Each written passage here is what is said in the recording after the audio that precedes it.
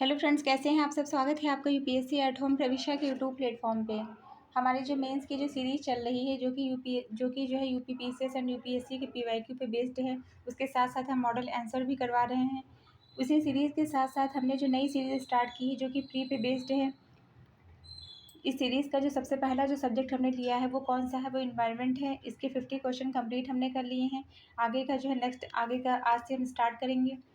उसके पहले आप लोगों को एक बात और बतानी है कि हमने इसी के साथ साथ लक्ष्मीकांत की और स्पेक्ट्रम की भी सीरीज़ स्टार्ट की है, जिसमें हम सबसे पहले क्या करते हैं, चैप्टर कंप्लीट करवाते हैं। फिर चैप्टर से रिलेटेड जितने भी प्री में या मेंस में क्वेश्चन बन सकते हैं उसको हम डिटेल में कंप्लीट करवाते हैं।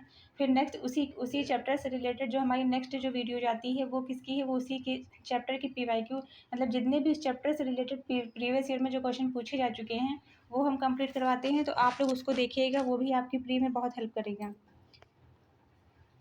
तो इसको जो हम स्टार्ट करते हैं। आज का क्वेश्चन है 52 नंबर का। निम्नलिखित में से किसने सर्वप्रथम गहन पारिस्थितिकी डीप इकोलॉजी शब्द का प्रयोग किया। क्वेश्चन क्या है, निम्नलिखित में से किसने सबसे पहले गहन पारिस्थितिकी डीप इकोलॉजी शब्द का प्रयोग किया। तो किसने किया था, अर्नीज नेस्ट ने। इसका बॉक्स हम देख लेंगे। बॉक्स बहुत इंपॉर्टेंट है क्योंकि इससे आगे आने वाले जो है समय में जो क्वेश्चन बनने वाले हैं वो इससे बन सकते हैं। क्वेश्चन उसमें बॉक्स में क्या है कि गहन पारिस्थितिकी मतलब डीप इकोलॉजी शब्द का प्रयोग सर्वप्रथम अर्नीज नेस ने किया था। यह पर्यावरण की एक ऐसी विचारधारा है जो प्राकृतिक पर्यावरण के संरक्षण के लिए क्रांतिक उपायों पर बल देती है। नेक्स्ट क्वेश्चन हम देखेंगे। निम्नलिखित पारिस्थितिकी निकेत की संकल्पना को किसने प्रतिपादित किया था। तो किसने दिया था, पारिस्थितिकी निकेत की संकल्पना को सर्वप्रथम जो है ग्रीनल्स ने 1917 में प्रतिपादित किया था।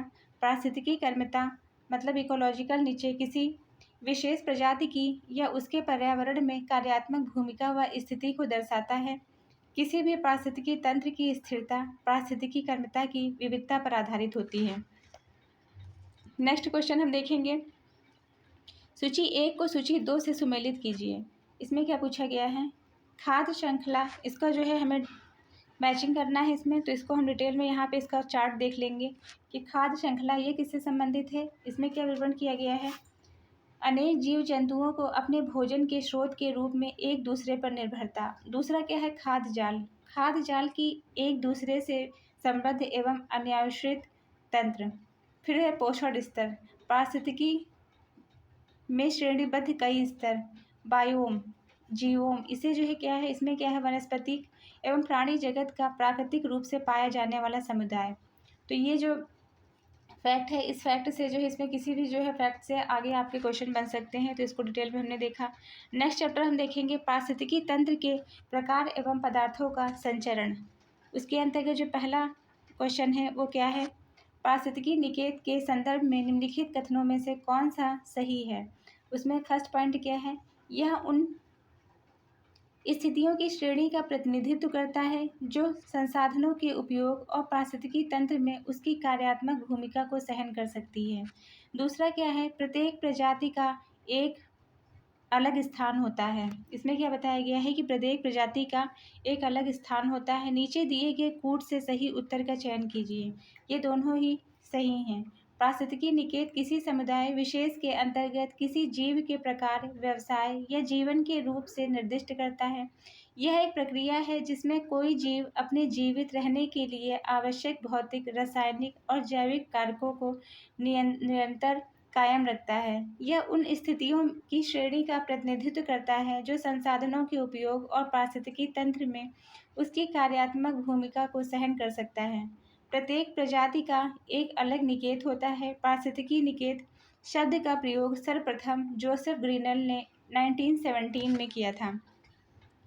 नेक्स्ट क्वेश्चन हम देखेंगे, पारिस्थितिकी तंत्र में एक पोषी स्तर दूसरे पोषी स्तर में स्थानांतरण से ऊर्जा की मात्रा क्या होती है, घटती है।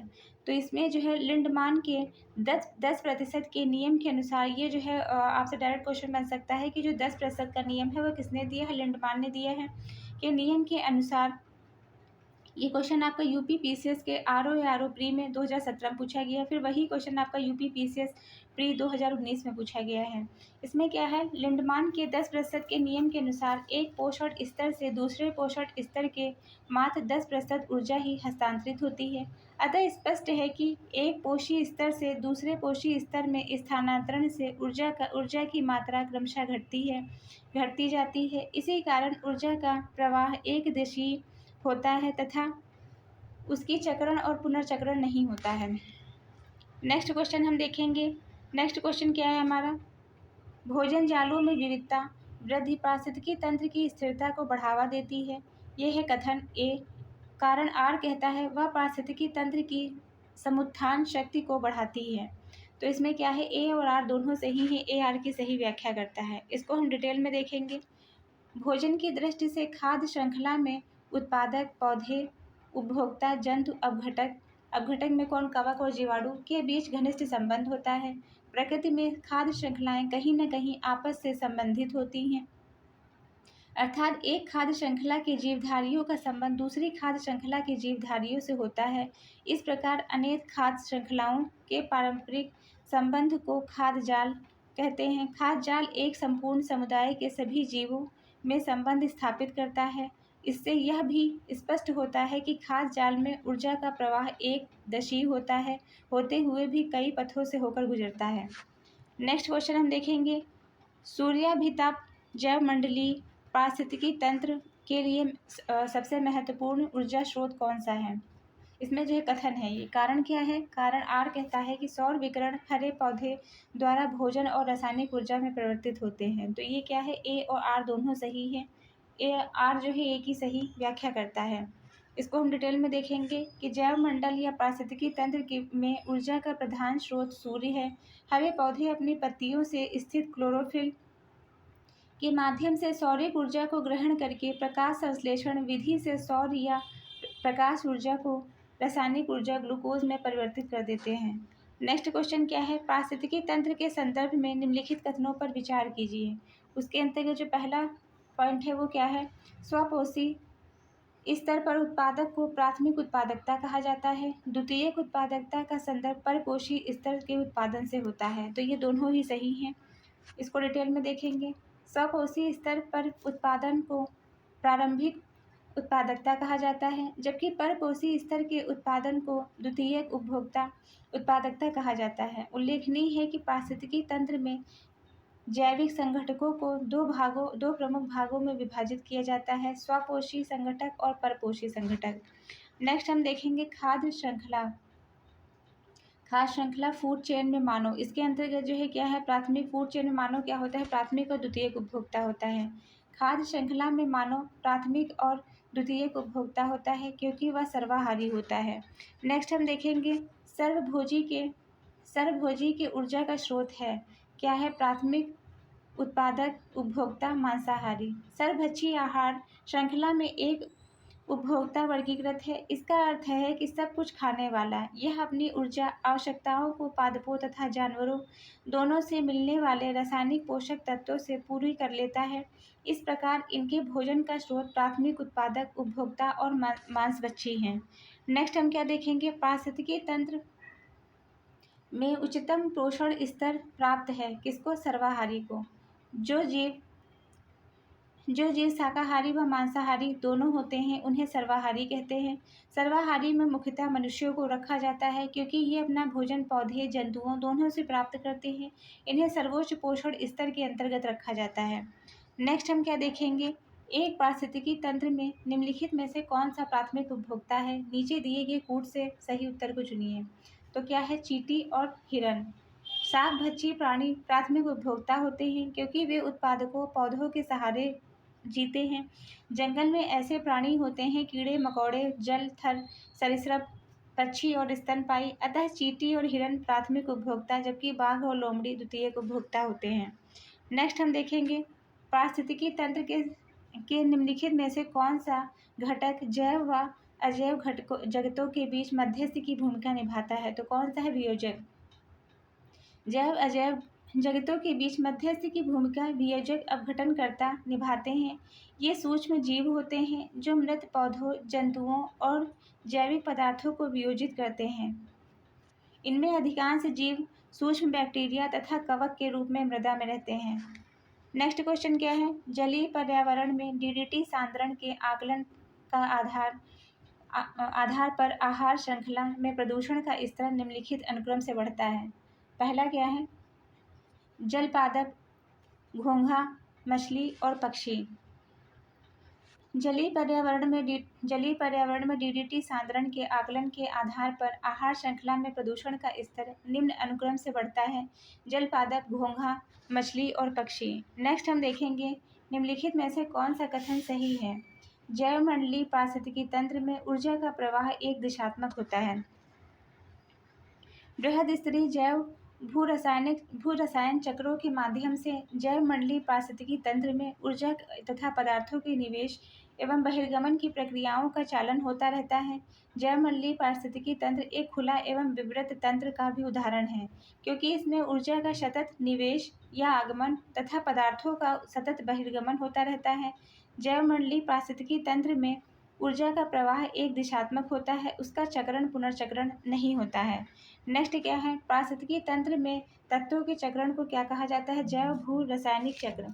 इसमें क्या है कि लघु और दीर्घ पोषक तत्वों के जैविक, अजैविक तथा अजैविक से जैविक घटकों में गति के फलस्वरूप ही पारिस्थितिकी तंत्र में पोषण तत्वों का प्रवाह निर्धारित होता है। इसे सामान्यतया जैव भू रासायनिक चक्र या पोषण चक्र भी कहते हैं।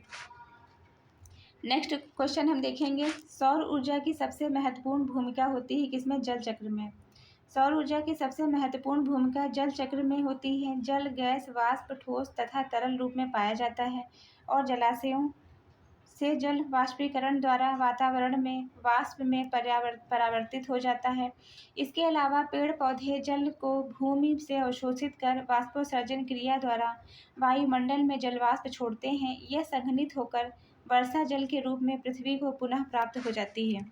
नेक्स्ट क्या है? निम्नलिखित में से कौन सा अधिकतम कुशलतापूर्वक सौर ऊर्जा को रासायनिक ऊर्जा में परिवर्तित करता है? तो कौन है? क्लोरेला है। क्लोरेला कुशलतापूर्वक सौर ऊर्जा को रासायनिक ऊर्जा में परिवर्तित करता है। क्लोरेला शैवाल की एक प्रजाति है। क्लोरेला से अंतरिक्ष यात्री को प्रोटीन युक्त भोजन, जल, ऑक्सीजन प्राप्त हो सकते हैं। ये शैवाल शीघ्रता से प्रजनन करते हैं तथा कार्बन डाइऑक्साइड का प्रयोग करके भोजन बनाते हैं। कार्बन डाइऑक्साइड ग्रहण करने के उपरांत शुद्ध ऑक्सीजन छोड़ते हैं। प्रोटीन संश्लेषण के लिए नाइट्रोजन के स्रोत के रूप में ये शैवाल मल मूत्र से उत्पन्न पदार्थों का उपयोग कर लेते हैं। नेक्स्ट हम देखेंगे निम्नलिखित में से कौन सा जीव अपना भोजन अकार्बनिक पदार्थों से निर्मित करता है? तो कौन सा है? रबड़ का पौधा अपना भोजन अकार्बनिक पदार्थों से निर्मित करता है। उल्लेखनीय है कि रबड़ के वृक्ष भूमध्य रेखीय सदाबहार वनों में पाए जाते हैं। रबड़ उष्णकटिबंधीय पौधा है। नेक्स्ट क्वेश्चन हम देखेंगे, निम्नलिखित कथनों पर विचार कीजिए। कथन ए है, ऊर्जा का पिरामिड सर्वदा सीधा खड़ा ऊर्ध्वाधर होता है। कारण बी है, जब ऊर्जा का एक पोषण स्तर से दूसरे पोषण स्तर पर प्रवाह होता है तब हर पद में कुछ ऊर्जा की प्राप्ति होती है। इसमें क्या है? इसमें जो है ए सही है और आर गलत है। इसमें हम इसको डिटेल में देखेंगे। किसी परितंत्र के विभिन्न पोषण स्तरों की कार्यात्मक भूमिका की तुलना करने के लिए ऊर्जा पिरामिड सबसे उत्कृष्ट प्रदर्शन होता है, क्योंकि इसमें व्यष्टियों के अमाप और भार की भिन्नताओं पर जरूरत से ज़्यादा महत्व देकर उसे विकृत नहीं किया जाता। ऊर्जा पिरामिड ऊष्मागतिकी के नियमों का पालन करता है। इससे एक पोषण स्तर से दूसरे पोषण स्तर पर स्थानांतरित होने वाली ऊर्जा को भी दिखाया जा सकता है। अतः पिरामिड सदैव सीधा होता है। जब ऊर्जा का एक पोषण स्तर से दूसरे पोषण स्तर में प्रवाह होता है तो ऊर्जा की मात्रा धीरे धीरे कम हो जाती है। नेक्स्ट क्या है? निम्नलिखित में से किस पारिस्थितिकी तंत्र में पौधों का जैविक पदार्थ अधिकतम होता है? किसमें? उष्णकटिबंधीय वर्षावन में। उष्णकटिबंधीय वर्षावन भूमध्य रेखा के दक्षिण और उत्तर के लगभग 10 डिग्री अक्षांश के मध्य में पाया जाता है। ये एशिया, ऑस्ट्रेलिया, अफ्रीका, दक्षिण अमेरिका, मध्य अमेरिका और प्रशांत द्वीपों में पाए जाते हैं और पृथ्वी पर रहने वाले सभी पशुओं प्रजातियों की सर्वाधिक जैव विविधता इन्हीं वनों में पाई जाती है। इन वनों में पौधे का जैविक पदार्थ अधिकतम होता है।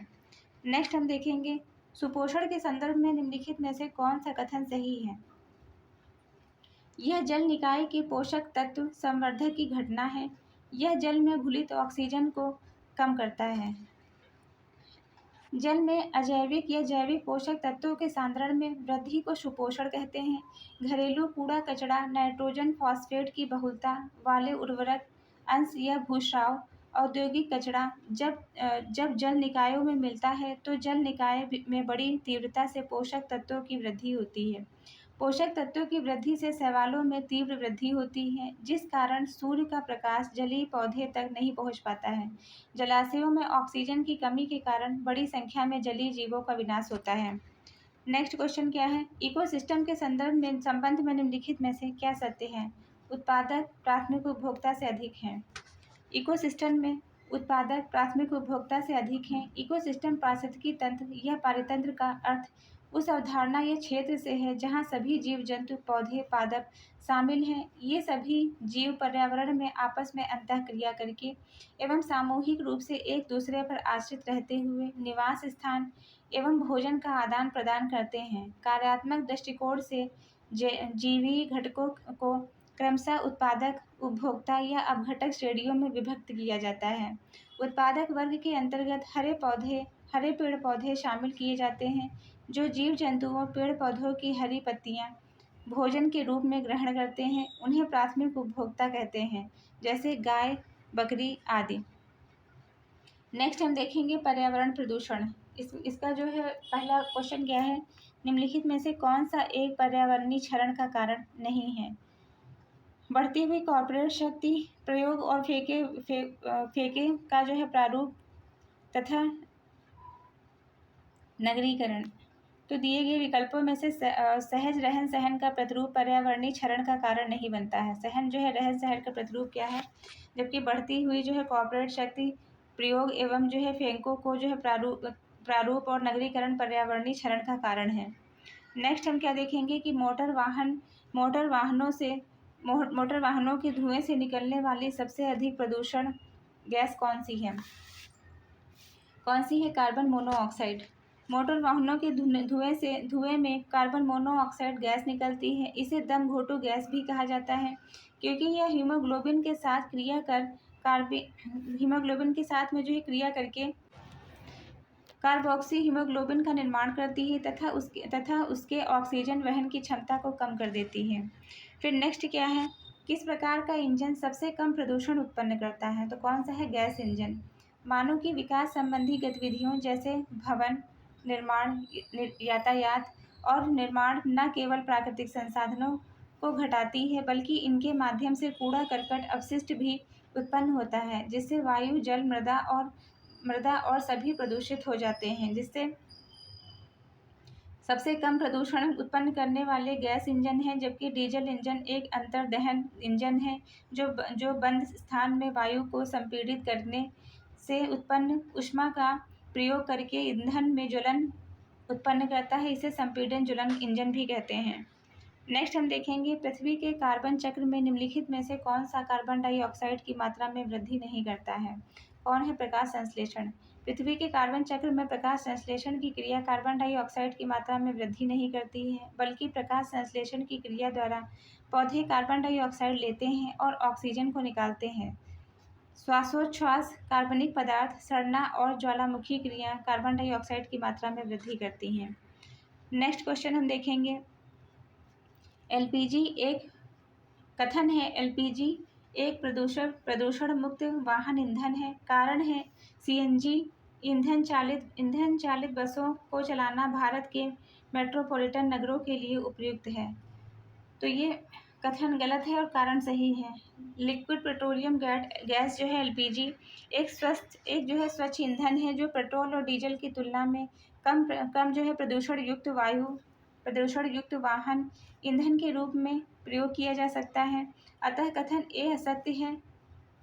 सीएनजी का फुल फॉर्म क्या होता है? कंप्रेस्ड नेचुरल गैस महानगरों में वाहन चलाने के लिए उपयुक्त ईंधन है, क्योंकि यह प्रदूषण पैदा नहीं करती है। नेक्स्ट क्या है? निम्नलिखित में से कौन सा स्वच्छ एवं हरित इंजन है? स्वस्थ एवं जो है हरित जो है ईंधन है? सीएनजी और जैव ईंधन। सीएनजी एवं जो है जैव ईंधन स्वच्छ एवं हरित ईंधन के वर्ग में सम्मिलित है। बायो ईंधन बायोडीजल, बायोगैस, बायोब्यूटेनॉल और बायोहाइड्रोजन शामिल हैं। सीएनजी शीशा एवं सल्फर मुक्त होने के कारण हरित ईंधन ईंधन माना जाता है। सीएनजी हानिकारक उत्सर्जन को कम करता है। नेक्स्ट हम देखेंगे कोयला या हाइड्रोकार्बन से प्रदूषण उत्पन्न होता है जो निम्नलिखित मिश्रण छोड़ते हैं: कार्बन मोनोऑक्साइड तथा कार्बन डाइऑक्साइड, सल्फर डाइऑक्साइड और नाइट्रोजन के ऑक्साइड, फिर अज्वलित जो है हाइड्रोकार्बन उपयुक्त सभी। कोयला तथा हाइड्रोकार्बन पेट्रोल, डीजल, केरोसिन आदि के ज्वलन से कार्बन डाइऑक्साइड व सल्फर आदि ऑक्साइड वातावरण में विमुक्त होते हैं। इसी प्रकार कोयला तथा हाइड्रोजन के अपूर्ण दहन से क्रमशः कार्बन मोनोऑक्साइड एवं अज्वलित हाइड्रोकार्बन उत्पन्न होता है। इसके लिए अतिरिक्त वाहनों ईंधन हाइड्रोकार्बन के दहन से नाइट्रोजन के ऑक्साइड भी बनते हैं।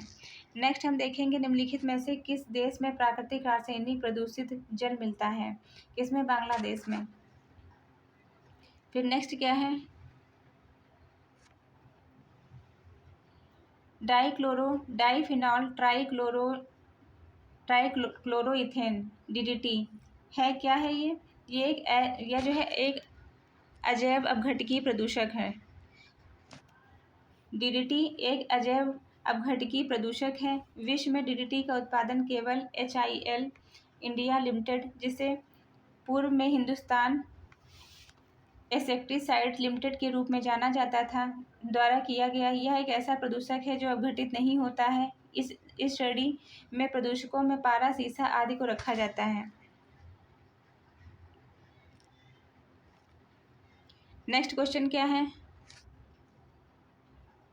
हाइड्रोजन सल्फाइड प्रदूषक का मुख्य स्रोत है। क्या है? सड़ते हुए वनस्पति एवं पशु पदार्थ। हाइड्रोजन सल्फाइड प्रदूषक का मुख्य स्रोत सड़े हुए वनस्पति पशु पदार्थ है। हाइड्रोजन सल्फाइड एक रंगहीन गैस है जिसमें सड़े हुए अंडे की गंध होती है। हाइड्रोजन सल्फाइड अक्सर ऑक्सीजन की अनुपस्थिति में कार्बनिक पदार्थों के माइक्रोबियल टूटने से उत्पन्न होता है, जैसे दलदलों और सीवरों में। इस प्रक्रिया को आमतौर पर अवायवीय पाचन के रूप में जाना जाता है, जो सल्फेट को कम करने वाले सूक्ष्म जीवों द्वारा किया जाता है। नेक्स्ट क्या है? नदी का जल प्रदूषण मापा जाता है किसके द्वारा? जल में घुली ऑक्सीजन की मात्रा के द्वारा। इसको हम देखेंगे। नदी के जल के प्रदूषण का मापन जल में घुली ऑक्सीजन की मात्रा से किया जाता है। यदि जल में घुली ऑक्सीजन की मात्रा अधिक है तो जल प्रदूषण कम होता है। इससे विपरीत यदि जल में घुली ऑक्सीजन की मात्रा कम है तो प्रदूषण अधिक होता है। जल प्रदूषण की मात्रा को BOD के माध्यम से मापा जाता है। BOD अर्थात जैविक ऑक्सीजन मांग ऑक्सीजन की वह मात्रा होती है जो जल में कार्बनिक पदार्थों के जैव रासायनिक अपघटन के लिए आवश्यक होती है। फिर क्या है? रिंगेल-मैन स्केल का प्रयोग निम्नलिखित में से किसके घनत्व को मापने के लिए किया जाता है? तो किसके घनत्व को? ये जो है धुएं के घनत्व को मापने के लिए किया जाता है।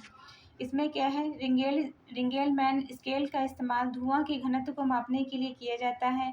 यह धुएं के आपसी घनत्व को मापने का एक पैमाना है। इसका विकास पेरिस के कृषि इंजीनियर रिंगेल-मैन ने 1888 में किया था। इस स्केल में सफ़ेद स्तर पर काली रेखाओं के अनुमानित घनत्व से 5 स्तर होते हैं जो धुआं का मापन करते हैं। नेक्स्ट क्या है? निम्नलिखित में से कौन सा वायु प्रदूषक सूचक है? ये जो क्वेश्चन पूछा गया है, जिस ईयर में जो है जो भी एग्ज़ाम होता है उससे उस ईयर में उसके पहले जो भी एग्ज़ाम प्रीवियस में जो हो चुके होते हैं उससे रिलेटेड जो है आप सारे पेपर को सॉल्व करेंगे तो उससे क्वेश्चन आपके 5-6 क्वेश्चन आपके उसी से बन जाएंगे। क्योंकि ये क्वेश्चन जैसे देखिए आपका यूपी PSS RO मेंस में 2021 में पूछा गया है और यही question same UP PSS pre 2021 में पूछा गया है। नेक्स्ट क्या है? निम्नलिखित में से कौन सा वायु प्रदूषक का सूचक है? तो कौन है? लाइकेंस। ये क्वेश्चन बहुत इंपॉर्टेंट है। ये आपका यूपी PSS के प्री में 2021 में पूछा गया, 19 में पूछा गया है और 15 में भी पूछा गया है। लाइकेंस वायु प्रदूषक के संकेतक के रूप में कार्य करता है। इसे स्वच्छ हवा की आवश्यकता होती है। अत्यधिक प्रदूषित स्थान पर यह मरने लगते हैं। उल्लेखनीय है कि लाइकेंस थैलोफाइटा प्रकार की वनस्पति है जो कवक तथा शैवाल दोनों से मिलकर बनता है। कवक जल, खनिज, लवण, विटामिन और आदि शैवालों को देता है और शैवाल प्रकाश संश्लेषण की क्रिया के द्वारा कार्बोहाइड्रेट का निर्माण कर कवक को देता है। कवक शैवाल के मध्य इस प्रकार के संबंधों को सहजीवी संबंध कहते हैं। नेक्स्ट क्वेश्चन क्या है? फ्लाई ऐश प्रदूषण होता है ताप विद्युत संयंत्र से। फ्लाई ऐश ताप विद्युत संयंत्र से निकलने वाले कण हैं जिसमें सिलिका, एल्युमिनियम और कैल्शियम के ऑक्साइड की पर्याप्त मात्रा होती है। आर्सेनिक, बोरान, क्रोमियम, शीशा जैसे तत्व भी सूक्ष्म मात्रा में पाए जाते हैं जिसमें पर्यावरण और स्वास्थ्य को गंभीर खतरा उत्पन्न होता है। इसी कारण सरकार ताप विद्युत संयंत्र एवं औद्योगिक इकाइयों को मानवीय बस्तियों से दूर लगाने का प्रयास करती है तथा इस निर्भरता कम करने के लिए नवीकरणीय ऊर्जा को बढ़ावा देती है। साथ ही वनोरोपण